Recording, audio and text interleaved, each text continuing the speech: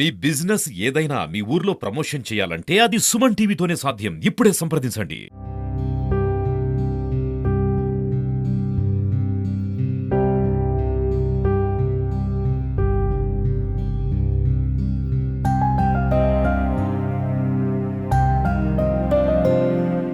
Hi hello నమస్తే, welcome to Suman TV.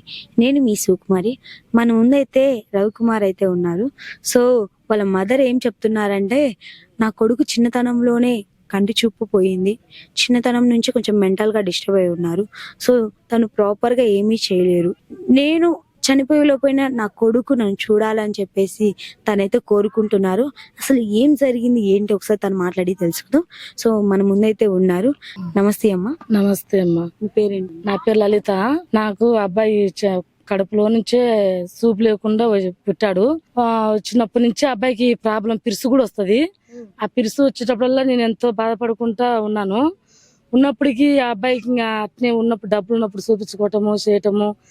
నా భర్త వచ్చి తాగుబోతూ ఇంట్లో ఒకదాని బేరానికి వెళ్తే కడుపు ఉంటుంది, లేకుంటలేదు, ఎవరు చేసేవాళ్ళు లేరు. మా ఆయన వచ్చి తాగుబోతూ అబ్బాయిని ఎవరు పట్టించుకోలేదు.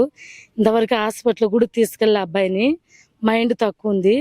ఇంకా అబ్బాయికి ఎవరన్నా సహాయం చేసి అబ్బాయికి కంటి చూపు వచ్చే నాకు అదే నాకు సంతోషము. ఇప్పుడు నేను ఉన్నా కాబట్టి ఆ అబ్బాయికి చూస్తున్నాను. రేపు నేను చనిపోతే అబ్బాయి చూసేవాళ్ళు ఎవరికైనా బాధ ఉంటుంది, ఎవరు చూసేవాళ్ళు లేరు. ఆ అబ్బాయి కొంచెం ఏదన్నా కంటి చూపు వచ్చేటట్టుగా ప్రభుత్వం ఒకసారి జ్ఞాపకం తీసుకుని అబ్బాయి పరిస్థితి కంటి చూపు వచ్చేటట్టుగా సహాయం చేయమని మీ అందరికి అడుగుతున్నాను. సో ఏమన్నా అలవాట్లమ్మా, లేక పాటలు వినడం అలా ఏమన్నా? పాటలు అంటే అంటే ఏమన్నా పాటలు వింటాడు, పాడతారా అలా ఏమన్నా? పాడలేడు. తనకి టాలెంట్ ఇది చాలా బాగా చేస్తాడనేది ఏమైనా ఉందమ్మా? మైండ్ తక్కువ. అన్నం కూడా అది మనం పెట్టే వరకు అబ్బాయి అడగలేడు అనమాట. ఏం చెప్పిన అలానే ఉంటాడు. అది అడిగితేనే ఎవరు అన్నం పెట్టాలంటే పెట్టమ్మా అంటాడు. అబ్బాయికి ఇష్టం ఏంటంటే కలద్దాలు కావాలంటాడు, వాచీలు కావంటాడు, అవి కావాలని గోలాడిపిస్తా ఉంటాడు. ఆ రెండు ఎక్కువ. ఎలా తెలిసింది? ఎందుకో మళ్ళీ అదే వాచి పెట్టుకోవాలని కలద్దలు పెట్టుకొని దాని మటుకు ఎక్కువ కోపంతో మాట్లాడుతూ ఉంటాడు. ఇంకా ఏమేమి ఇష్టం తనకి? అదే వాచ్ కావాలని, అది కలద్దలు కావాలని. నా ఏమంటాడు ఒక్కోసారి నాకు హాస్పిటల్ చూపిరా మీరు, ఎందుకు నన్ను ఇట్నే ఉంచుతారని ఒక్కోసారి అబ్బాయి కోపం వచ్చినప్పుడు అట్లా మాట్లాడుతుంటాడు. ఎక్కువ గట్టిగా అరుస్తాడు అనమాట. అరిచినప్పుడు ఏం జరుగుతుంది తెలుస్తుందా? ఇప్పుడు కొంచెం కొంచెము ఇప్పుడు దేవుడి ఒక మైండ్కి వస్తుంది. చిన్నప్పుడు ఏంటంటే పిలిచే వరకు పలకుండా, ఇప్పుడు కొంచెం 2 సంవత్సరాల నుంచి వానికి కొంచెం తెలుస్తుంది అనమాట. వాళ్ళ నాన్న తాగితే గానా నన్ను కొడతాడు, తాగి కొడతాడు అనమాట. ఎక్కువ కొట్టిన కూడా ఎందుకు కొడతావు నాన్న అని చెప్పి వాళ్ళ నాన్న తిడతాడు. కొంచెం మేలే దేవుడి దేవల. మా ఇంట్లో నాకు 4 అబ్బాయిలు. ఈ అబ్బాయి రెండో అబ్బాయి.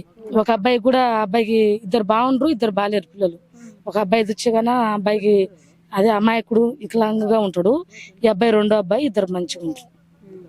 ఒకవేళ ఫ్యూచర్ లో మీరు లేనప్పుడు వీళ్ళని ఎవరైనా చూసే అవకాశాలు?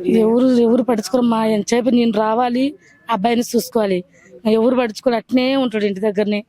ఎవరు అన్నం పెట్టే వాళ్ళు ఉండరు, ఏముండరు. నా కంటి చూపు వస్తే గానీ దేవుడి వల్ల అబ్బాయి కాలం మీద అబ్బాయి నిలబడతాడని ఆశ.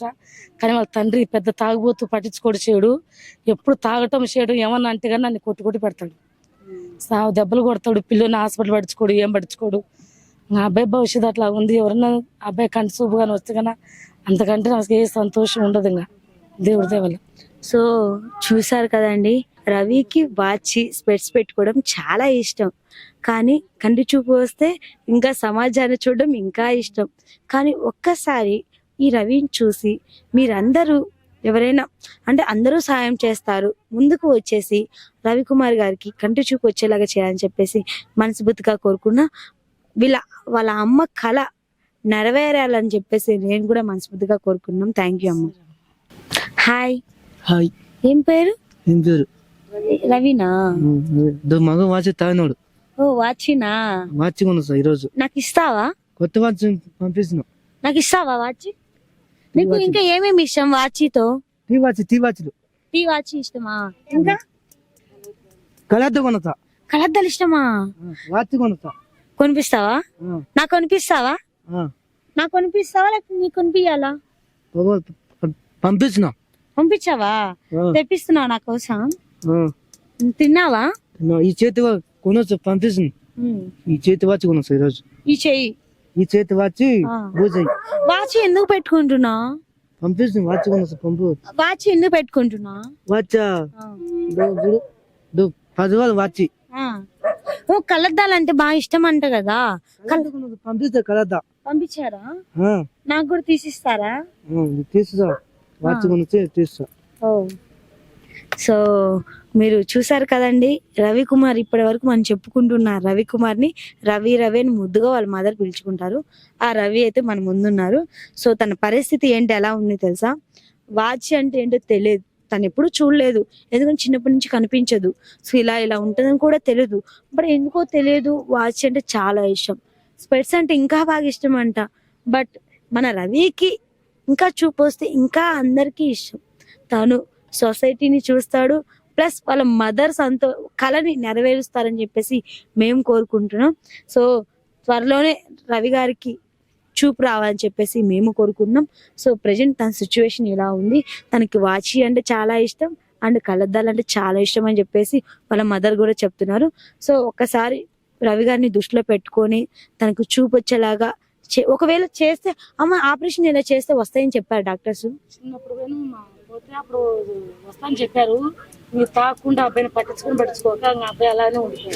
యాక్చువల్లీ మా ఆపరేషన్ చేస్తే కంటి చూపు వస్తుంది. సో అంత బడ్జెట్ కూడా లేదు, చాలా అంటే చాలా పేదరికంలో ఉన్నారు. వీళ్ళకి హౌజెస్ లేవు, ఇందాక మనం చెప్పాము కదా, హౌజెస్ లేవు, వీళ్ళకి ఏమీ లేవు.